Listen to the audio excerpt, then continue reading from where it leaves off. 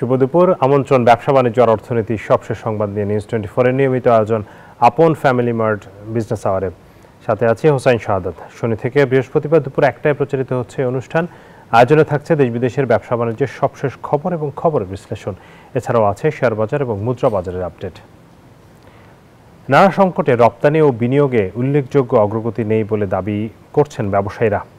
গতকাল রাজধানীতে এক সেমিনারে অভিযোগ করেন, শিল্প স্থাপনে জমি কেনা বেচাতে রয়েছে জটিলতা, আছে জ্বালানি সংকট, নেই ব্যবসা সহজীকরণে সুখবর। স্বাভাবিক হয়নি ব্যাংক খাত, আর কর আদায়ের নামে চলছে হয়রানি। এমন অবস্থায় লোকসান দিয়ে উৎপাদন ধরে রাখতে হচ্ছে কারখানা মালিকদের। এ সময় বন্দর ব্যবস্থাপনায়ও সংস্কার চান ব্যবসায়ী নেতারা। ব্যবসা ও বিনিয়োগ পরিস্থিতি নিয়ে বহুমুখী সংকট সামনে আনছেন ব্যবসায়ীরা। অর্থায়ন, ঋণ সহায়তা, সুদহার বৃদ্ধি, জ্বালানি সংকট যার মধ্যে অন্যতম। এছাড়া অভ্যন্তরীণ ও বিদেশি বিনিয়োগের ক্ষেত্রেও নেতিবাচক ধারা দেখা যাচ্ছে। সব মিলে বড় চ্যালেঞ্জের মুখে দেশের অর্থনীতি। এমন বাস্তবতায় সোমবার রাজধানীর গুলশানে ইংরেজি জাতীয় দৈনিক দ্য ফিনান্সিয়াল এক্সপ্রেসের উদ্যোগে ব্যবসার পরিবেশ সংস্কার, সম্ভাবনা ও চ্যালেঞ্জ নিয়ে এই গোলটেবিল বৈঠক, যেখানে ব্যবসা, বিনিয়োগ ও রপ্তানির নানা সংকটের কথা উঠে আসে ব্যবসায়ীদের বক্তব্যে। একটু কি ভেবে দেখবেন যে একটা গ্যাস চালিত একটা ইন্ডাস্ট্রি যদি 8-10 দিন বন্ধ থাকে, তাহলে এই ইন্ডাস্ট্রির পরিণতি কোথায় গিয়ে দাঁড়াবে? 2 দিন পরে আপনার গ্যাস বিল দিতে পারবে না, শ্রমিকের বেতন দিতে পারবে না, শ্রম অসন্তোষ ঘটবে, ফ্যাক্টরি বন্ধ হবে, এরপরে গিয়া সে সিক ইন্ডাস্ট্রিতে পরিণত হবে। আমি যদি রড ইন্ডাস্ট্রির কথা বলি, ইট ইজ প্রবাবলি গ্রোয়িং -2%. আমাদের cement is also zero growth. আমাদের সিরামিক্স প্রবাবলি 2 to 3% গ্রোথ আছে। ব্যবসায়ীরা অভিযোগ করেন, কর আদায়ের নামে নানাভাবে হয়রানির শিকার হচ্ছেন তারা। এ সময় এলডিসি উত্তরণে আরো সময় চান উদ্যোক্তারা। 100 কোটি আমার রপ্তানি হয়েছে, 100 কোটির 1% 1 কোটি টাকা নিয়ে গেছেন। এখন আমি যখন ওনাদেরকে বলছি বাকি টাকা ফেরত দেন, ফেরত দিবেন না, কারণ বেআইনি একটা আইন করছে ওনারা, এনবিআর, যে কোনো ফেরতের কোনো ব্যবস্থা থাকবে না, ওটা রহিত করা হয়েছে। ব্যাংকে যখন লুটিং হচ্ছিল সেটাও আমরা দূর থেকে দেখেছি, কিন্তু হয়তো আমরা কিছু করতে পারিনি। এখন যে উইন্ডো ড্রেসিং হচ্ছে সেটাও আমরা দেখতে পাচ্ছি, আর আমরা কিন্তু টুইন ব্যালেন্স শিটে মেনটেন করছি। বন্দর আধুনিকায়ন সহ সরকারের নানা উদ্যোগের কথা তুলে ধরেন প্রধান উপদেষ্টার আন্তর্জাতিক বিষয়ক বিশেষ দূত লুৎফে সিদ্দিকী। সংকট সমাধানে ব্যবসায়ীদেরও সহযোগিতা চাইলেন সরকারের কর্তারা। আপনারা বলছেন যে আমাদের অনেক কিছু, আমাদের ব্যুরোক্রেসি অনেক প্রবলেম আছে, I fully agree, but at the same time কিন্তু আপনাদের কিন্তু অনেক অ্যাকাউন্টেবিলিটি জায়গা ঠিক নেই। আমরা আশা করছি আরএমজির পাশাপাশি আরও 7টি সেক্টর ব্যাংক গ্যারান্টির মাধ্যমে বন্ডেড ওয়ারেন্স ফ্যাসিলিটি ছাড়াও তাদের কাঁচামালগুলি আমদানি করতে পারবেন। আপনারা যারাই কথা বলছেন উইথ দ্য নেক্সট গভর্নমেন্ট, আপনি যেটা বললেন যে ম্যানিফেস্টোতে it has to be time bound, তার মধ্যে একটা হতে হবে, I believe, change, redesign the entire structure of the ministry. এছাড়া শিল্পের টেকসই উন্নয়নে সুশাসনের উপর গুরুত্ব আরোপ করেন বক্তারা। আমাদের চেম্বার ওখানকার রিয়াদ সুমন, নিউজ 24, ঢাকা। গত আগস্ট ও সেপ্টেম্বরের পর অক্টোবরেও কমেছে দেশের রপ্তানি আয়। এ মাসে দেশে পণ্য রপ্তানি থেকে আয় হয়েছে 382 কোটি 38 লাখ মার্কিন ডলার বছর ব্যবধানে, যা কমেছে, অর্থাৎ গত বছরের একই সময়ের তুলনায় কমেছে 7.43%। সোমবার রপ্তানি উন্নয়ন ব্যুরোর হালনাগাদ প্রতিবেদনে এই তথ্য জানানো হয়েছে। এতে বলা হয়, গত অক্টোবর মাসে কমেছে দেশের রপ্তানি আয়, ঋণাত্মক প্রবৃদ্ধি হয়েছে 7.5% মতো। 2024 সালের অক্টোবর মাসে রপ্তানি আয়ের পরিমাণ ছিল 413 কোটি 7 লাখ ডলার। অক্টোবর মাসে তৈরি পোশাক রপ্তানি আয় গত বছরের একই সময়ের তুলনায় 8.39% কমে দাঁড়িয়েছে 301 কোটি 99 লাখ ডলারে। আর 2024 সালের একই সময়ে আয় ছিল 329 কোটি 64 লাখ ডলার।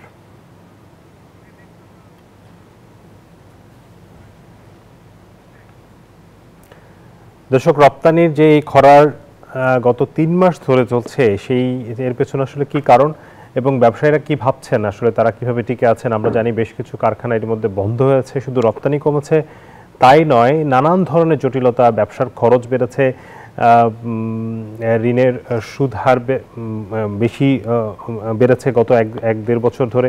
সবকিছু মিলিয়ে আসলে ব্যবসায়ীরা কেমন আছেন একটু কথা বলতে চাই এই বিষয় নিয়ে। আমাদের সাথে যুক্ত হয়েছেন জনাব ফজলে শামীম এহসান, নির্বাহী সভাপতি বিকেএমইএ। আপনাকে স্বাগত জানাচ্ছি জনাব শামীম, আপনাকে স্বাগত জানাচ্ছি বিজনেস আওয়ারের আজকের আয়োজনে। আপনার কাছ থেকে শুরুতেই যেটি জানতে চাইব, আমরা দেখেছি যে যখন জুলাই আগস্টের সময়তেও আসলে আমরা এর পরবর্তী সময়গুলোতেও দেখেছি রপ্তানি আসলে বাড়ছিল, কিন্তু গত 3 মাস ধরে এই যে রপ্তানি কমছে, এইটির পেছনে কি কারণ, মানে কোন বিষয়গুলো কাজ করছে? ধন্যবাদ। আসলে আপনি ঠিক বলেছেন যে গত বছর এই টার্মোয়েলের মধ্যেও যে জুলাই পরবর্তী সময়ে সেই সময় আমাদের রপ্তানির একটি বড় একটা অঞ্চল আসলে সেখানে প্রায় ডিসেম্বর পর্যন্ত একটা আনরেস্ট ছিল, ঠিক মতন প্রোডাকশন করতে পারে নাই, রপ্তানি যে প্রবৃদ্ধি হওয়ার কথা ছিল সেটাও হয়নি, তার তুলনাও এই বছর মাইনাসে। তার মানে আমরা আসলে যদি সঠিক গ্রোথ রেট আপনি চিন্তা করেন তার তুলনায় যে আমরা কি পরিমাণ মাইনাস সেটা আসলে ক্যালকুলেটিভ আসতেছে না, 6% 7% যেটা আসতেছে সেটা আসতেছে গত বছরের তুলনায়। কিন্তু গত বছরের সঠিক প্রবৃদ্ধির তুলনায় যদি আপনি একটি ক্যালকুলেট করেন তাহলে এটা 10-12% বেশি গিয়ে দাঁড়াবে। এটা আসলে একটা খুব ভয়াবহ একটি জায়গা।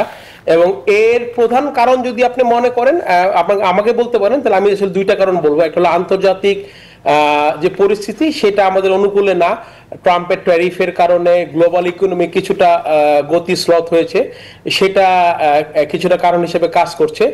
সেই সাথে আমাদের দেশের যে পরিস্থিতি সেটাও আমাদের আসলে অনুকূলে না, ব্যবসার পরিস্থিতি আমাদের অনুকূলে না। ফলে আমরা যে খুব বেশি ড্রাইভ দিয়ে বা খুব বেশি চেষ্টা করে বাইরের কাছ থেকে অর্ডার এনে বা একটি ভালো মূল্য অফার করে আনতে পারবো সেই পরিস্থিতিও আসলে বর্তমানে আমাদের হাতে নাই। ফলে ওভারঅল যে সিচুয়েশন সেটা কোনোভাবেই স্থানীয়ভাবে বা আন্তর্জাতিকভাবে আমাদের অনুকূলে না থাকাতেই এই ধরনের মাইনাস প্রবৃদ্ধি সৃষ্টি হয়েছে। আপনি বলছেন যে এই যে ট্যারিফের একটি প্রভাব পড়েছে, ট্যারিফের প্রভাবটা আসলে কিভাবে পড়েছে? আমরা দেখছি যে ট্রাম্প আসলে বাংলাদেশের জন্য যে ট্যারিফটা 37% ছিল সেটিকে কমিয়ে এনেছে। আমরা দেখতে পাচ্ছি ভারত বা অন্যান্য দেশে কিন্তু সেটি এখনও অনেক বেশি, চায়নাতে অর্থাৎ আমাদের প্রতিদ্বন্দ্বী দেশের চেয়ে কিন্তু আমরা ভালো অবস্থানে আছি। এরপরও কেন এই পরিস্থিতি? এখানে কি চাহিদার কমে যাওয়ার কারণ নাকি কি কারণ? আচ্ছা, আমি একটু যদি বিশ্লেষণ করে বলি, দেখেন এখানে দুইটা বিষয়। একটা হলো যে আমেরিকাতে যে ইম্পোর্টাররা আগে ধরেন একটা $1,00,000 গুডস যদি নিত তাহলে তার $15,000 আসলে তার ডিউটি পে করে গুডসটাকে তার রিলিজ করতে হইতো। এখন কিন্তু তার সাথে আর 20% মানে 15 লাখ আর 20 লাখ $35 লাখ তার এখন $35,000 তার দিতে হবে। মানে তার কিন্তু আগে তার যা ডিউটিতে ইনভেস্টমেন্ট ছিল সেটা তার ডাবল হয়ে গেছে। এখন তার তো একটা লিমিটেড একটা তার ক্যাপিটাল, এই পরিমাণ সে ইনভেস্ট করবে আমার অর্ডারের পিছনে, এই পরিমাণ ইনভেস্ট করেছে ডিউটির পিছনে। ডিউটিতে যখন ইনভেস্টমেন্টটা বেড়ে গেল, আরো তার আগের থেকে ডাবলের বেশি হয়ে গেল ডিউটিটা, তখন অবভিয়াসলি তার ক্যাপিটালে ক্রাইসিস হলো, সে তখন অর্ডারটা কমিয়ে দিল বাংলাদেশে, বা বাংলাদেশে না ওভারঅল তার ব্যবসাতেই সে তখন অর্ডারটা কমিয়ে দিল, কারণ তার তো ক্যাপিটালটা ফিক্সড। এটি একটি বড় কারণ। আমাদের কিছু ছোট মাঝারি বা কিছু বড় বাইরেরও ক্ষেত্রে এই সমস্যার সৃষ্টি হয়েছে। এর সাথে সাথে আমেরিকার ইকোনমির সাথে আপনার ইউরোপের ইকোনমি খুবই গভীরভাবে জড়িত থাকে, এবং আমেরিকার রিসেশন হওয়ার সাথে সাথে ইউরোপের ইকোনমিও ধাক্কা খাইছে। এখন ইউরোপের ইকোনমি যখন নাকি একটা সমস্যার মধ্যে পড়ছে, এর কারণে কিন্তু ইউরোপের অর্ডারগুলো আমাদের কাছে কম আসা শুরু হয়েছে। ফলে আন্তর্জাতিকভাবে যদি বলেন যে ট্যারিফের কারণে এই দুইটা ওভারঅল রিজন যে কারণে আপনার ট্যারিফের জন্য আমরা অর্ডারটা পাচ্ছি না, তার সাথে তো আমাদের লোকাল ফ্যাক্টরিগুলো তো আছেই। আমরা দেখেছি যে সাম্প্রতিক সময়ে শ্রম আইনে একটি বড় ধরনের পরিবর্তন আনা হয়েছে। বিষয়টি নিয়ে মালিক এবং শ্রমিকদের মধ্যে এক ধরনের দূরত্ব তৈরি হয়েছে। এই জায়গাটাতে আসলে সরকারের রেসপন্স আমরা এখন পর্যন্ত সেভাবে দেখছি না। যেসব বিষয়গুলো নিয়ে ডিসপিউট আছে আপনাদের দিক থেকে বিশেষ করে, সেই জায়গাগুলোকে এখন কি মানে কোন পর্যায়ে আছে? আপনারা কি এটি নিয়ে সরকারের সাথে কথা বলছেন, এবং কোন বিষয়গুলো আসলে ইমিডিয়েটলি সমাধান করা উচিত এই শ্রম আইনের যে সংশোধনের জায়গাটাতে?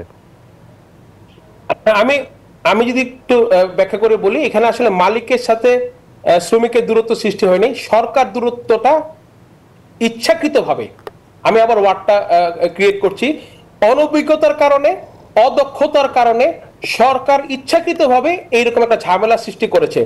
কারণ নিয়ম হলো যে টিসিসি মিটিং এ, ট্রাইপার্টিট মিটিং এ মালিক শ্রমিক আলোচনা করে যে সিদ্ধান্ত হবে সেটাই ফাইনাল হওয়ার কথা। এখানে সরকার আসলে এখানে সমস্যা সৃষ্টি করেছে। আমি যদি আপনাকে লাস্ট একটা কথা বলি, মানে একটা বিষয় যেমন আমাদের সিদ্ধান্ত হয়েছিল যে মালিক পক্ষ থেকে আমি নিজে সহসভাপতি হিসাবে এগ্রি করেছিলাম যে ম্যাটারনিটি লিভের যে 4 মাস পাবে আমাদের শ্রমিকরা, সে যে কোনোভাবেই এটাকে আগে পরে অ্যাডজাস্ট করে নিতে পারবে, কিন্তু প্রথমে তার মিনিমাম 1 মাস নিতে হবে, বাকি 3 মাসে চাইলে পরে নিতে পারবে। প্রথমে সে চাইলে 3 মাস নিতে পারবে, পরে 1 মাস, এটা তার শ্রমিকের স্বাধীনতা। শ্রমিক পক্ষ খুবই খুশি আমার এই প্রস্তাবে, এবং তারা এটাই মনে মনে চাচ্ছিল, তারা বলতে পারছিল না। আমি শ্রমিক তো আমারই শ্রমিক, আমরা একমত হলাম। সেখানে শ্রমিকের স্বার্থের বিপক্ষে গিয়ে সরকার এটাকে 2 মাস ফিক্সড করে দিল। এখন শ্রমিকরাও খুশি, এখানে তো মালিক শ্রমিক এক, সরকার কেন এটাকে হাত দিতে গেল? যেখানে মালিক শ্রমিক এক, সেখানে সরকার হাত দিবে কেন? থ্রেশহোল্ডের ব্যাপারে, ইউনিয়ন করার ব্যাপারে একটা মোটামুটি সমঝোতা আসলো, শুধু একটা সামান্য সমস্যা ছিল, 20 জন থেকে 50 জনে কি হবে। আমি নিজে গিয়ে উপস্থিত হয়ে, আমি যেহেতু মালিক পক্ষের প্রতিনিধিত্ব করি, আমি নিজে গিয়ে একা দায়িত্ব নিয়ে সিনিয়রদের সাথে কথা বলে আমি একা গিয়ে বললাম, ঠিক আছে 20 থেকে 50 আপনি এটা দিয়ে দেন, আমি আমাদের বাকি সব মালিকদেরকে বুঝাবো। ওনারা কি করলেন, 20 থেকে 50 দিতে গিয়ে ট্রাইপার্টিট কমিটিতে যে বাকিগুলো ঠিক হয়েছিল সেগুলোতে ওনারা হাত দিয়ে দিলেন, মালিক শ্রমিক যেগুলোতে একমত হয়েছিল। এগুলা করার কারণটা কি? ট্রাইপার্টিট কমিটিতে আপনার সারা গ্লোবালি আছে, কালেকটিভ বার্গেনিং এজেন্ট হতে গেলে একটা মিনিমাম তার সাপোর্ট নিয়ে আসতে হবে, যে মাত্র 10 জন 15 জন গেলেই তারা সারা 2000 লোকের ফ্যাক্টরির প্রতিনিধিত্ব মাত্র 50 জন লোক করতে পারে না, বা 100 জন লোক করতে পারে না। এটাতে সারা বিশ্ব একমত। কত পার্সেন্ট লাগবে? কোন দেশে 30%, কোন দেশে 50% শ্রমিকের এখানে সাপোর্ট লাগে। ওনারা এটা তুলে দিলেন। এখন বিতর্ক চলছিল 30 না 50, এবং এটা নিয়ে কোনো আলোচনা হলো না, ওনারা আলোচনা করতে দিলেন না। টিসিসি মিটিং এ বললেন এটা ফাইনাল। কি ফাইনাল? যে মেজরিটি লাগবে। এবার এই ক্লজটা তুলে দিলেন। এখন এই যে ছোট ছোট বিষয়গুলা টেক্সট ফাইনাল করা হলো, যে পেনশন বাধ্যতামূলক, প্রভিডেন্ট ফান্ড বাধ্যতামূলক করা হবে, ঠিক আছে ফাইন, কিন্তু পেনশন স্কিমে কেউ গেলে ওই ফ্যাক্টরি আর প্রভিডেন্ট ফান্ড লাগবে না। এখন ওনারা দুটোই এমন ভাবে করলেন যে এটা শ্রমিক না বুঝতে পারবে না মালিক বুঝতে পারবে, মাঝখান থেকে রপ্তানিমুখী শিল্পরা বাধাগ্রস্ত হবে। আমি মনে করি এখানে সম্পূর্ণ যা ঝামেলা করার সরকার পক্ষ করেছে, শ্রমিক পক্ষ করে নাই, মালিক পক্ষ করে নাই। বুঝতে পেরেছি, কিন্তু মানে আমি যেটা জানতে চাচ্ছিলাম যে এইটি মানে সরকারের এক ধরনের অদক্ষতা, অনভিজ্ঞতা, আপনি সেটি বলছেন, সেটি আসলেই আমরাও আমাদের তাই মনে হচ্ছে। গতকাল একটি অনুষ্ঠানে ব্যবসায়ীরা বলছেন যে শ্রম আইন এবং শ্রমিক সংগঠনের মতো গুরুত্বপূর্ণ বাণিজ্যিক ইস্যুর ক্ষেত্রে সিদ্ধান্ত গ্রহণের বিষয়টি আগামী নির্বাচিত সরকারের উপর ছেড়ে দেওয়ার সুপারিশ করেছেন। ব্যবসায়ীরা বলছেন যে এটি আগামী সরকার আসলে, নির্বাচিত সরকার আসলে তারাই এটি করা উচিত। আপনিও কি তাই মনে করেন কিনা, যে এই ক্ষেত্রে এখন যেভাবে আছে সেভাবেই থাকুক, পরে নতুন সরকার গঠিত হলে, বিশেষ করে নির্বাচিত সরকার, তারাই এই ব্যাপারে সিদ্ধান্ত নেবে? অবশ্যই, আমি অবশ্যই সেটা মনে করি। কারণ কি দেখেন, এখন যারা আছেন সরকারে, বিশেষ করে যিনি কাজ করতেছেন বা যারা কাজ করতেছেন, তাদের তো কোনো দায়বদ্ধতা নাই জনগণের প্রতি। ওনারা ফেব্রুয়ারি মাসে কেউ সিঙ্গাপুর, কেউ আমেরিকা, কেউ লন্ডন চলে যাবেন, এই দেশে ওনারা থাকবেন কিনা তাই বা সন্দেহ আছে। কিন্তু আলটিমেটলি তো একটা নির্বাচিত সরকার, যারা রাজনীতি করেন তাদের এই দেশের প্রতি দায়বদ্ধতা আছে, তাদের এই দেশেই তাদের থাকতে হয়। ফলে যে করি হোক না কেন, অ্যাটলিস্ট আমি মনে করি যে একটা নির্বাচিত সরকার আছে, তারা শ্রমিকেরও প্রতিনিধি, তারা মালিকদেরও প্রতিনিধি থাকেন, সকল জনগণের প্রতিনিধি থাকেন, এবং তারাই আসলে উচিত যে মানে যে কোনো আইন বা দেশের স্বার্থে যেটা থাকবে সেটাকে তারাই যেন তৈরি করে। ফলে আমরা খুব বেশি দিন নাই, আমাদের ফেব্রুয়ারিতে ইলেকশন, আমরা চাচ্ছি যে সে পর্যন্ত এটাকে পোস্টপোন করা হোক। অবশ্যই সেটি করা হোক। তার মানে আপনারা এই মুহূর্তে আসলে শ্রম আইন সংশোধনটা কার্যকর না করার পক্ষে। আমাদের হাতে কিছু কার্যকর না করার পক্ষে তার প্রধান কারণ যে শ্রমিক মালিক ঐক্যমতের ভিত্তিতে যে জিনিসগুলো নেওয়া হয়েছিল সেগুলো রাখা হয় না। যদি সেগুলো রাখা হতো তাহলে আমাদের কোনো অবজেকশন থাকতো না। কিন্তু একজন মানে ওনারা নিজেরা দিয়ে দিলেন, ওনারা কারোই প্রতিনিধিত্ব করেন না, ওনারা না জনগণের প্রতিনিধিত্ব করেন, না শ্রমিক, না মালিক পক্ষের। ফলে ওনারা একক সিদ্ধান্ত, ওনারা তো এবং এটির সাথে সংশ্লিষ্ট না। এবং যদি তো যে যিনি দায়িত্বে আছেন ওনারা ইন্ডাস্ট্রি চালাইছেন কোনোদিন, বা ওনারা কোনোদিন শ্রমিক পক্ষের নেতৃত্বে ছিলেন, ওনারা কিছুই ছিলেন না। ফলে ওনাদের সিদ্ধান্ত অনেক সময় এটা বাস্তবসম্মত না। আমরা যে কারণে অবজেকশনটা দিচ্ছি যে ওনাদের সিদ্ধান্তগুলো অনেকাংশে বাস্তবসম্মত হচ্ছে না। এবং আমি একটা ছোট্ট একটা উদাহরণ দিই আপনাকে। আপনি যদি দেখেন, বাংলাদেশ 190 রেটিফাই করলো। 190 বাস্তবায়ন করবে কে? শ্রমিকদের জন্য মালিকরা। এই যে রেটিফাই করার যে অনুষ্ঠান, এখানে আইএলওর জুনিয়র অফিসাররা পর্যন্ত দাওয়াত পেলো, কিন্তু আপনি কি একটা মালিক, একটা শ্রমিক প্রতিনিধি দেখেছেন যে বাংলাদেশ এমপ্লয়ার্স ফেডারেশনের প্রেসিডেন্ট বা এনসিসিডব্লিউ এর যিনি শ্রমিক পক্ষের সভাপতি, এই দুজন কি দাওয়াত পেয়েছে? ওনারা জানেনও না। দাওয়াত পেলো কারা? আইএলওর 4-5 জন নিম্ন, মানে একদম আইএলওর হেডও ছিলেন, কান্ট্রি হেডে আরো অনেক মানুষ। তো ওনারা এত 5-7 জন আইএলওর লোক দাওয়াত পেতে পারে, কিন্তু মালিক শ্রমিক দাওয়াত পেতে পারে না। মানে আপনি বুঝতে পারছেন যে সরকারের মানসিকতাটা কোন দিকে যাচ্ছে আর কি, বা কোথায় আছে ওনাদের মানসিকতা। একটা উদাহরণ দিলাম আর কি আপনাকে। জি, সেটি আমরা আসলে দেখতে পাচ্ছি। আমরা জনাব ফজলে হাসান, আপনি থাকুন, আমরা একটু দেখতে চাই যে এই মুহূর্তে দেশের প্রধান পত্রিকাগুলো বাণিজ্য বিষয়ে কি সংবাদ করেছে তার কয়েকটি আমরা একটু দেখতে চাই। আমরা দৈনিক প্রথম আলো পত্রিকার একটি শিরোনাম দেখছি, নিয়ন্ত্রক সংস্থাগুলোর সমন্বয় ছাড়া আর্থিক খাতে সংস্কার টেকসই হবে না, পলিসি এক্সচেঞ্জের আলোচনা। গতকাল এই বিষয়টা নিয়ে আলোচনা হয়েছে এবং তারা বলছে যে নিয়ন্ত্রক সংস্থাগুলোর যে মধ্যে যে অসমন্বয়হীনতা চলছে সেটি দীর্ঘদিন ধরে চলছে, সেটিকে সমন্বয় করানো দরকার। দীর্ঘমেয়াদী পুঁজির যোগান এবং ব্যাংকের মূলধন কীভাবে বাড়ানো যায় সেই বিষয়টির রূপরেখা তৈরি করে সেটি বাস্তবায়ন করা দরকার। মূলধন যোগান দেওয়া ছাড়া শুধু সংকটে পড়া ব্যাংক নয়, ভালো ব্যাংকগুলোকেও ভুগতে হতে পারে। তার মানে এখানে মূলধন যোগান দেওয়াটা একটি বড় চ্যালেঞ্জ হিসেবে দেখা হচ্ছে। পরের সংবাদটি আমরা দেখতে চাই, বাংলাদেশ প্রতিদিনের একটি সংবাদ, সংকট বাড়ছে এই পোশাক খাতে, যেটি নিয়ে আমরা আজকে আলোচনা করছি। এখানে বেশ কিছু বিষয়ে তারা উল্লেখ করেছে যে ব্যবসায়ীরা বলছেন রাজনৈতিক অস্থিরতা, ক্রেতাদের আস্থার সংকট এবং বিভ্রান্তিকর সরকারি বার্তা সব মিলিয়ে বড় ক্রেতারা কার্যাদেশ দেওয়া থেকে সরে যাচ্ছে। এখানে বিভ্রান্তিকর সরকারি বার্তা বলতে আসলে কী বোঝানো হয়েছে সেটি নিয়ে আমরা আলোচনা করতে চাই। এবং প্রেস সচিব শফিকুল ইসলাম, প্রধান উপদেষ্টা প্রেস সচিব শফিকুল ইসলাম বলেছেন নন কমপ্লায়েন্স কারখানা বন্ধ হওয়া খারাপ কিছু নয়, তার মতে এটি শিল্পের সুষ্ঠু ও টেকসই উন্নয়নের জন্য প্রয়োজনীয় পদক্ষেপ। তবে খাত সংশ্লিষ্টরা বলছেন এই ধরনের সিদ্ধান্ত পোশাক শিল্পের নেতিবাচক ও জটিল প্রভাব ফেলতে পারে। এই বিষয়টা নিয়ে আমরা কথা বলবো। বাংলাদেশ প্রতিদিনে আরেকটি প্রতিবেদন আছে, নির্বাচিত সরকার ছাড়া ব্যবসার উন্নতি হবে না, যেটি নিয়ে আমরা অলরেডি কথা বলেছি যে অনেকগুলো বিষয় তারা আসলে নির্বাচিত সরকারের কাছে ছেড়ে দিতে চান, সেই বিষয়টি তারা প্রতিবেদন করেছে। কালের কণ্ঠের শিরোনাম যদি আমরা দেখি, 3 মাস ধরে কমছে রপ্তানি প্রবৃদ্ধি, অক্টোবরে কমেছে 7.43%। এটি অলরেডি আমরা আমাদের আলোচনায় এনেছি। দ্য বিজনেস স্ট্যান্ডার্ড টিবিএসের যে শিরোনামটি সেটি হচ্ছে বিমানবন্দরে আগুনের জের এখনও কাটিয়ে উঠতে পারেনি বাংলাদেশের রপ্তানি শৃঙ্খল। তারা বলছে এর ফলে আমদানি নির্ভর ব্যবসা ও রপ্তানিকারক প্রতিষ্ঠানগুলো মারাত্মক ক্ষতির মুখে পড়েছে। ব্যবসায়ীদের আশঙ্কা এই অচলাবস্থা অব্যাহত থাকলে বিদেশি অর্ডার হারাতে হতে পারে। এসব কারণে শীর্ষস্থানীয় আন্তর্জাতিক কুরিয়ার প্রতিষ্ঠান ডিএচএল বাংলাদেশমুখী পার্সেল পিকআপ বন্ধ করে দিয়েছে। আরও অন্তত একটি শীর্ষস্থানীয় আন্তর্জাতিক বিমান সংস্থাও বাংলাদেশমুখী কার্গো আনা বন্ধ রেখেছে বলে জানা গেছে। এটি আসলে খুবই আশঙ্কার খবর। জনাব ফজলে হাসান, আপনি আছেন আমাদের সাথে। আমি যে বিষয়টা উল্লেখ করেছিলাম সেখানে বেশ কয়েকটি বিষয় আসলে এই সংবাদগুলো থেকে আলোচনা করা যেতে পারে। এর মধ্যে বলা হচ্ছে যে ব্যবসায়ীরা বলছেন যে রাজনৈতিক অস্থিরতা, ক্রেতাদের আস্থার সংকট এবং বিভ্রান্তিকর সরকারি বার্তা সব মিলিয়ে বড় ক্রেতারা কার্যাদেশ থেকে সরে যাচ্ছে। সরকার আসলে কোন ধরনের বিভ্রান্তি ছড়াচ্ছে, বিভ্রান্তিকর বার্তা দিচ্ছে সরকারের পক্ষ থেকে? না, আমি আসলে ঠিক ক্লিয়ার না, যে আমি নিউজটা পড়ি নাই, বাট বিভ্রান্তিকর বার্তা বলতে হয়তোবা যে সরকারের বিভিন্ন মহল থেকে অনেক সময় বিভিন্ন রকমের তথ্য দেওয়া হয় বা বক্তব্য দেওয়া হয়। যেমন একটি বক্তব্য যে নন কমপ্লায়েন্স ফ্যাক্টরি বন্ধ হলেও কোনো সমস্যা নাই, এতে অনেক সময় ছোট ক্রেতা যারা আছে, যারা কিছুটা নন কমপ্লায়েন্ট ফ্যাক্টরিতে অর্ডার প্লেস করে, তারা হয়তোবা চিন্তা করতে পারে যে ফ্যাক্টরিগুলোকে বন্ধ করে দিচ্ছে কিনা সরকার। হ্যাঁ, বা অনেক সময় যে একটা শ্রম আইন এমন ভাবে তৈরি হচ্ছে যেখানে কি আসলে বিনিয়োগ পরিবেশ থাকবে কিনা বা ফ্যাক্টরি চলবে কিনা, এই ধরনের বার্তার কথা হয়তো বা মিন করতে পারেন যিনি বলেছেন। এবং এটা হওয়াটা স্বাভাবিক, কারণ অনেক সময় সরকারের যিনি উচ্চ পদস্থ আছেন উনি হয়তো খুব বেশি দিন ধরে নাই দেখে উনি ইউজ টু না যে কোন কথা বলতে হবে কোন কথা বলতে হবে না। কিন্তু দিনের শেষে তো যিনি বলছেন উনি চেয়ারটার মালিক, ওই চেয়ারে বসে যখন মানুষ একটা কথা বলে তখন কিন্তু বাকি জনগণ বা বিদেশিরা বা বাকি স্টেক হোল্ডাররা এটাকে সিরিয়াসলি নেয়, বিকজ ওনারা মনে করেন যে এটা ওই চেয়ারের কথা। এই কারণে কিছুটা বিভ্রান্ত ছড়াতে পারে। আমরা সাম্প্রতিককালে দেখতে পাচ্ছি যে even chair to chair fight হচ্ছে কথার, যদিও এটা কখনোই কাম্য হচ্ছে না বা আগেও হয় নাই কখনো। বাট এটাই আমি বলি যে এটা আসলে বেশি দিন ধরে চেয়ারটা না থাকার কারণে বা হঠাৎ করে আসার কারণে কিছুটা অনভিজ্ঞতার ব্যাপার এখানে দেখা দেয়।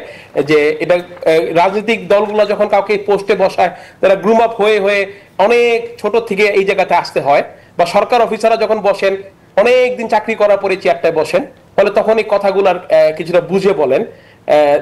এগুলোই হয়তো হতে পারে যে বিভ্রান্তিকর কথা আর কি। আরেকটি বিষয়, বিমানবন্দরে আগুনের জের এখনো কাটিয়ে উঠতে পারেনি। এর ফলে দুটি বিষয়, একটি হচ্ছে যে অনেক ক্ষেত্রে আমদানি নির্ভর যেসব ব্যবসা এবং রপ্তানিকারক প্রতিষ্ঠান আছে তারা বিদেশি অর্ডার হারাচ্ছে, আরেকটি হচ্ছে আন্তর্জাতিক কুরিয়ার প্রতিষ্ঠান DHL এবং অন্য একটি আন্তর্জাতিক বিমান সংস্থা বাংলাদেশমুখী কার্গো এবং পার্সেল পিকআপ বন্ধ করে দিয়েছে। এইটার প্রভাবটা কেমন পড়ছে আপনাদের রপ্তানি বাণিজ্যে? রপ্তানি বাণিজ্যে যেটা প্রভাব, যে কিছু কিছু প্রতিষ্ঠান এখন আমদানি কার্গো আনছে না, সেইটা কিছুটা আমাদের স্যাম্পল প্রোগ্রাম, আমাদের স্যাম্পলিং, তারপর আমাদের বেশ কিছু প্যাটার্ন আসে, ছোট ছোট অ্যাক্সেসরিজ বায়াররা প্রথমে পাঠায় ডেভেলপ করার জন্য, এগুলোতে কিছুটা হ্যাম্পার হচ্ছে। বাট আমি মনে করি এটা খুব লং টার্ম হবে না, এটা শর্ট টার্ম সমস্যা, এটা নিয়ে খুব সিরিয়াস হওয়ার কিছু নাই, এটা চিরি কাটিয়ে উঠা যাবে। এবং যারা আনবেন না তারা ব্যবসা হারাবেন, অন্য কোম্পানিতে যখন বায়াররা চলে যেতে বাধ্য হবে। আমি মনে করি এটা খুব বেশি সিরিয়াস ইস্যু না, যতটা সিরিয়াস ইস্যু আমাদের আইন বা আমাদের বিধিবিধানগুলো আমাদের ব্যবসার প্রতিবন্ধকতা সৃষ্টি করছে। আর কারণ এই আগুন এটা একটা জাস্ট অ্যাক্সিডেন্ট যে কোনো দেশে হতে পারে, ম্যানেজমেন্ট ফেলিওর ছিল আগুন নিভানোতে, সেটা নিয়ে আলোচনা চলতে পারে, বাট রপ্তানি খুব বেশি বাধাগ্রস্ত হবে না।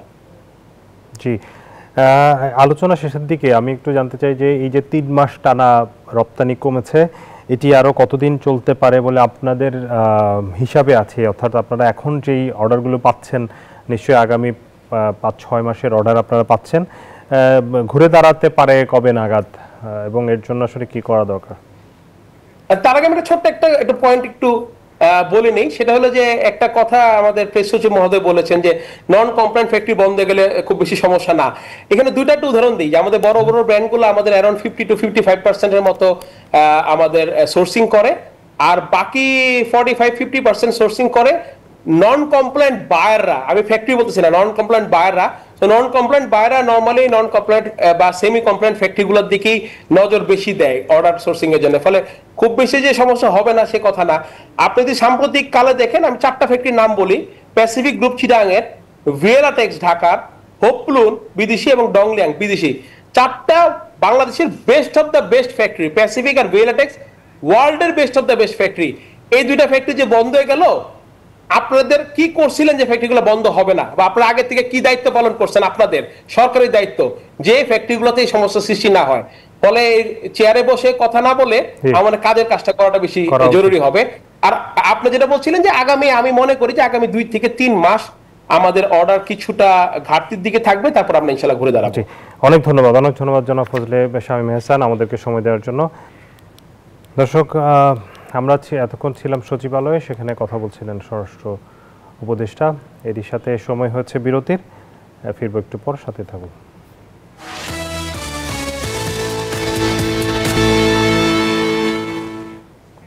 স্বাগত আরও একবার আপন ফ্যামিলি মার্ট বিজনেস আওয়ারে। স্বর্ণ আমদানি সহজ করতে সরকারের প্রতি আহ্বান জানিয়েছে বাংলাদেশ জুয়েলার্স অ্যাসোসিয়েশন বাজুস। সোনার গহনা বিক্রিতে ভ্যাট হার 5% থেকে কমিয়ে 1.5% করার দাবি সংগঠনটির। সোমবার রাজধানীর মগবাজারে বাজুসের 2025-27 মেয়াদের পরিচালনা পর্ষদের নির্বাচনের ফলাফল ঘোষণা অনুষ্ঠানে এসব দাবি জানান নবনির্বাচিত সভাপতি এনামুল হক দোলন। 40,000 সদস্যের বিশাল সংগঠন বাংলাদেশ জুয়েলার্স অ্যাসোসিয়েশন বাজুস। আগামী 2 বছর সংগঠনটি যারা পরিচালনা করবেন সেই নবনির্বাচিত পরিচালনা পর্ষদকে পরিচয় করিয়ে দিতেই মগবাজার কার্যালয়ে এই সংবাদ সম্মেলনের আয়োজন। একে একে নির্বাচিত সদস্যদের নাম ঘোষণা করেন বাজুস নির্বাচন বোর্ড চেয়ারম্যান ও সদস্য সচিব। 24-এর 1 ধারা মোতাবেক বৈধ প্রার্থীর সংখ্যা নির্বাচনযোগ্য পদের সমান হওয়ায় নিম্নলিখিত 35 জন প্রার্থীকেই বিনা প্রতিদ্বন্দ্বিতায় নির্বাচিত ঘোষণা করা হচ্ছে। বর্তমান প্রেসিডেন্ট এবং বিগত প্রেসিডেন্ট আহমদ আকবর সাহেবকে ধন্যবাদ জানাই, ওনার পৃষ্ঠপোষকতায় এটা আজকে এখানে এসেছে। নির্বাচিত হয়েই স্বর্ণ শিল্পের উন্নয়নে কাজ করার প্রতিশ্রুতি দেন নবনির্বাচিত সভাপতি এনামুল হক দোলন। এই খাতের বিকাশ ও রাজস্ব আহরণ বাড়াতে সোনা আমদানি সহজ করা ও সোনার গহনা বিক্রিতে ভ্যাটের হার 1.5% করার দাবি জানান তিনি। স্বর্ণ আমদানিকে সহজ করতে হবে। স্বর্ণ আমদানির ব্যবস্থা আছে, কিন্তু এত কঠিন প্রক্রিয়া, এই কঠিন প্রক্রিয়ার মাধ্যমে স্বর্ণ আমদানি করতে গেলে যেই রেট দাঁড়ায় সেই রেট দিয়ে স্বর্ণ ক্রয় করতে গিয়ে আগ্রহী না। এই ভ্যাটকে আমরা 1.5% উন্নীত করব এবং যতদিন পর্যন্ত আমাদের স্বর্ণ আমদানি সহজ না হয় ততদিন পর্যন্ত এই ব্যাগেজ রুলের মাধ্যমে যে স্বর্ণটা সহজে আসতো বিনা বাধায় একাধিকবার বছরে সেটাকে চালু করার জন্য আমরা উদ্যোগ গ্রহণ করব। বিকল্প কারেন্সি হিসাবে গোল্ডের বর্তমানে চাহিদা দিন দিন বেড়ে যাচ্ছে। গত এক বছরে এটা ডাবল হয়েছে। বিশ্বের বিভিন্ন দেশ কারেন্সি হিসাবে এখন আসলে ডলার পরিবর্তে গোল্ড রিজার্ভ করতেছে। তাহলে গোল্ডের এই মার্কেটটাকে আমাদের আরো অনেক দূরে নিয়ে যাওয়ার আছে। আমরা আশা করি যে আমাদের ভবিষ্যৎ কমিটি এই বিষয়ে কাজ করবে। এ সময় সংস্থাটির মুখপাত্র জানান, বিশ্ব অর্থনীতিতে সোনার গুরুত্ব বাড়ছে দিনকে দিন। তাই বিশ্ববাজারে বাংলাদেশের তৈরি গহনার রপ্তানিতে সরকারের সহযোগিতা চান তারা। এই বাজেটের সদস্যদের সম্পর্কে একটু ভালো দৃষ্টিকোণ থেকে দেখবেন, যাতে আমরা বিশ্ববাজারে আমাদের এই পণ্য রপ্তানিতে সহায়ক হতে পারি এবং বাজেটকে আমরা সেইভাবে পরিচিত করতে পারি। আগামী 15 ডিসেম্বর বর্তমান কমিটির মেয়াদ শেষ হচ্ছে। এরপরই নতুন কমিটি দায়িত্ব গ্রহণ করবে। আমি আশা করব যে নেক্সট যারা আসছেন। মিনা ফেরদাউস, নিউজ 24, ঢাকা। এবারে শেয়ার বাজারের খবর।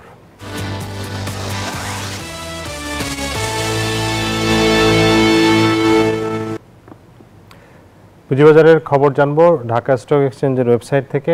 লেনদেনের সবশেষ পরিস্থিতি জানাতে চাই। গতকালের মতোই দেখা যাচ্ছে লেনদেন বেশ তলানিতে এবং নেতিবাচক ধারা অব্যাহত রয়েছে ঢাকার পুঁজিবাজারে। ডিএসসিএক্স ইন্ডেক্স 35 পয়েন্ট কমেছে, অবস্থান করছে 5025 পয়েন্টে। ডিএসসি সরিয়া ইন্ডেক্স কমেছে 9.14 পয়েন্ট, অবস্থান 1057 পয়েন্ট। ডিএস30 অবস্থান 1945, কমেছে 15.47 পয়েন্ট। লেনদেনে অংশ নেওয়া কোম্পানিগুলোর মধ্যে দাম বেড়েছে 77টির, কমেছে 238টির এবং অপরিবর্তিত আছে 80টির। এবং যেটি বলছিলাম যে লেনদেন একেবারেই তলানিতে, এই মুহূর্তে এখন পর্যন্ত লেনদেন হয়েছে 313 কোটি টাকার। জানাবো মুদ্রা, স্বর্ণ এবং রূপার বাজারের দরদাম। মুদ্রার বিনিময় মূল্য মার্কিন ডলারের বেচা কেনা আমরা যদি দেখি, ক্রয় মূল্য 122 টাকায়, বিক্রয় 123। ইউরো কেনা হচ্ছে 138 টাকায়, বিক্রয় হচ্ছে 143 টাকায়। পাউন্ডের কেনা দর 157, বিক্রয় 165। চীনা ইউয়ান 16 টাকায় কিনে 18 টাকায় বিক্রি করা হচ্ছে। সৌদি রিয়ালের কেনা দর 32 টাকা, বিক্রয় 33। ভারতীয় রুপি কেনা হচ্ছে 1 টাকা 38 পয়সা, বিক্রয় 1 টাকা 45 পয়সা। সোনার দরদাম জানাতে চাই। 22 ক্যারেট সোনা প্রতি ভরির দাম 2,27,000 টাকা। 21 ক্যারেটের দাম পড়ছে 1,90,000 টাকার কিছু বেশি, 1,91,000 টাকা প্রায়। 18 ক্যারেটের দাম 1,63,659 টাকা এবং সনাতন সোনা বিক্রি হচ্ছে 1,36,000 টাকা প্রায়। যদি রূপার দরদাম দেখি, 22 ক্যারেট রূপা প্রতি ভরি আগের মতোই 4,246 টাকায় বিক্রি হচ্ছে। 21 ক্যারেটের দাম 4,047। 18 ক্যারেটের দাম পড়ছে 3,476 এবং সনাতন রূপা বিক্রি হচ্ছে 2,601 টাকায়। দর্শক, সময় হয়েছে আরও একটি বিরতির, ফিরব একটু পর, সাথে থাকুন। আবারও স্বাগত জানাচ্ছি আপন ফ্যামিলি মার্ট বিজনেস আওয়ারে। এবারে বন্দর বাণিজ্যের খবর।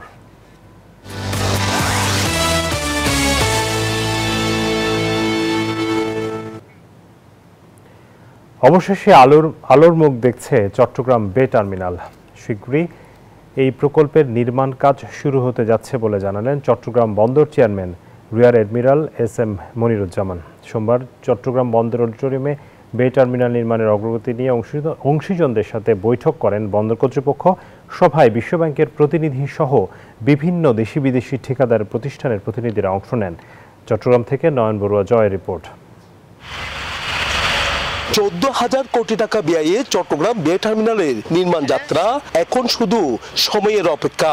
1 দশকেরও বেশি সময় ধরে নানা জটিলতায় আটকে ছিল এই প্রকল্প। জাতীয় অর্থনৈতিক পরিষদের নির্বাহী কমিটিতে অনুমোদন পাওয়ার পর এরই মধ্যে বিশ্ব ব্যাংকের সঙ্গে 650 মিলিয়ন মার্কিন ডলারের চুক্তি সম্পন্ন করেছে চট্টগ্রাম বন্দর। অচিরেই বে টার্মিনাল নির্মাণ কাজ শুরু হবে বলে জানান বন্দর চেয়ারম্যান। আমাদের টার্গেট হলো যে টার্মিনাল 1 যেটা, এটা 2030-এর মধ্যে অপারেশন যাওয়া। তো আমরা যদি আগামী বছরের মাঝামাঝি যদি আপনার ড্রেজিংয়ের কাজগুলো শুরু করতে পারি, চ্যানেল অ্যাক্সেস ড্রেজিং আমার মনে হয় 2030-এর মধ্যে ইনশাল্লাহ আমরা অপারেশনে যেতে পারবো। আশা করি আমরা যে প্রজেক্টটা করবো এটা জাতির জন্য একটা গর্ব করার মতো একটা প্রজেক্ট হবে।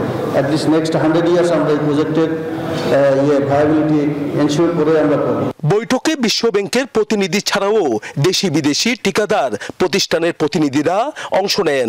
The comments that we heard today are very productive, very constructive, and then we even told them to send it to us. So for us the outcome is very positive. Jan De Nul Belgian একটা company, ওরা dredging করে থাকে এবং ওরা interested এখানে break water এবং access channel যেটা dredging হবে সেই কাজের জন্য। সমৃদ্ধ বন্দর গড়ে তুলতে বে টার্মিনাল নির্মাণ সহ বন্দরের আরো সক্ষমতা বাড়ানো জরুরি বলে জানান বন্দর ব্যবহারকারীরা। বিজনেস বাড়ার সাথে সাথে বিজনেস যেভাবে গ্রো করে ঠিক একই তালে যেন বন্দরের সক্ষমতা গ্রো করে, এগুলো হচ্ছে ব্যবহারকারী হিসেবে আমাদের প্রত্যাশার জায়গা। কারণ বন্দর যত বেশি ইকুইপড হবে, বন্দর যত বেশি সমৃদ্ধ হবে, স্বাভাবিকভাবে ব্যবহারকারীরা তত বেশি সুবিধাটা পাবে। আমদানি রপ্তানি বাণিজ্যের চ্যালেঞ্জ মোকাবিলায় চট্টগ্রাম বন্দরের বিকল্প হিসেবে পতেঙ্গা উপকূলে বে টার্মিনাল গড়ে তোলার পরিকল্পনা হয়েছিল 1 দশক আগেই। নয়ন বড়ুয়া জয়, নিউজ 24, চট্টগ্রাম।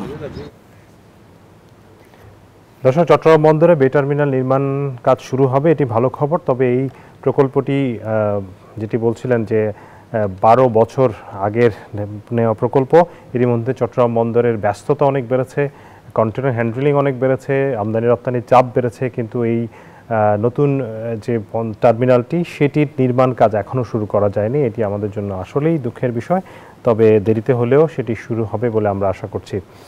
এবারে জনপদের শিল্প ও বাণিজ্যের খবর।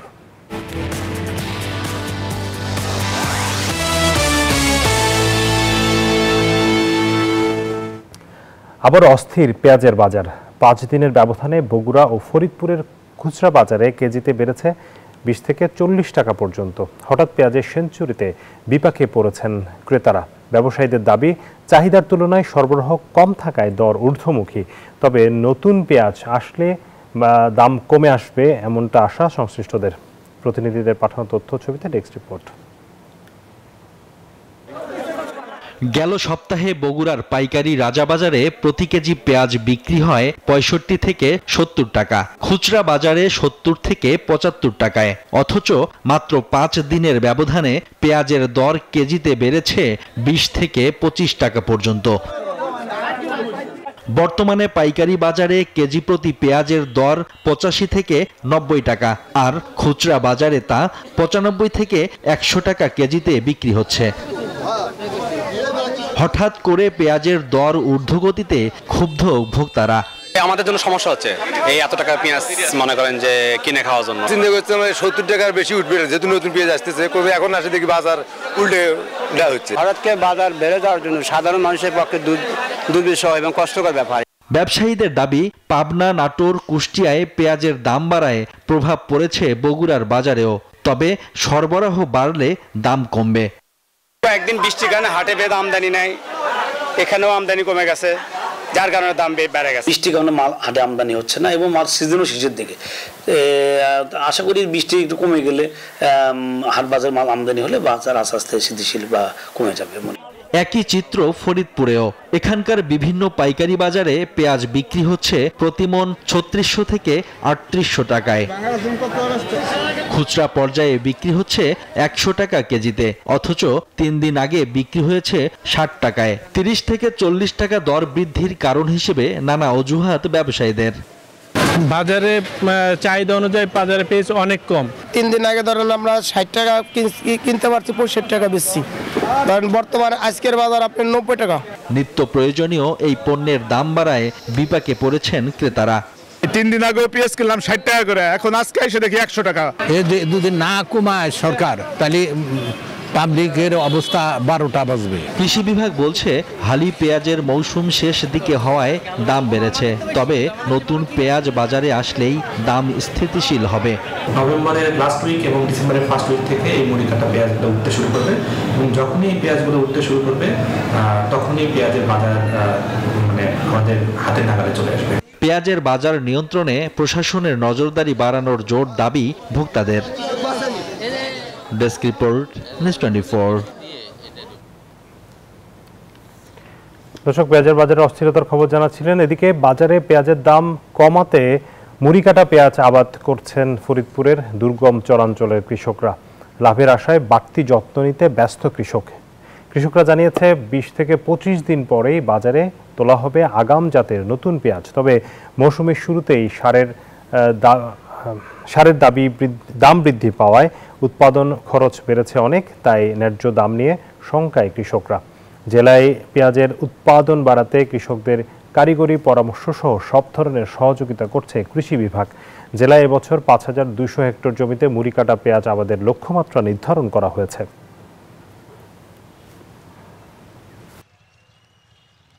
আমি এবছর 10 বিঘা পেঁয়াজ লাগাইছি।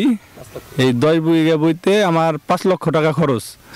আশা করতেছি যদি 2000 টাকা মন দাম পাই আমি 10 লক্ষ টাকা বিক্রি করতে পারবো। আর 15-20 দিন পর এই পেঁয়াজটা উঠাবো। ভালো দাম পাওয়ার জন্য এই জন্য ভালো করে যত্ন নিতেছি। গুটি পেঁয়াজটা ভালোভাবে শোধন করার জন্য এবং যে সারের পরিমাণটা, যে কি পরিমাণ সার দিলে আমরা সঠিকভাবে চাষাবাদ করতে পারবো এবং ভালো ফলন পাবো, এই ধরনের পরামর্শগুলো। এবং পেঁয়াজের আরেকটা জিনিস আছে যেটা হচ্ছে বালাই ব্যবস্থাপনা। এই বালাই ব্যবস্থাপনার ব্যাপারে আমাদের উপসহকারী কৃষি কর্মকর্তা মাঠ পর্যায় থেকে কৃষকদের পরামর্শ প্রদান করে থাকেন। এবারে বিশ্ব বাণিজ্যের খবর।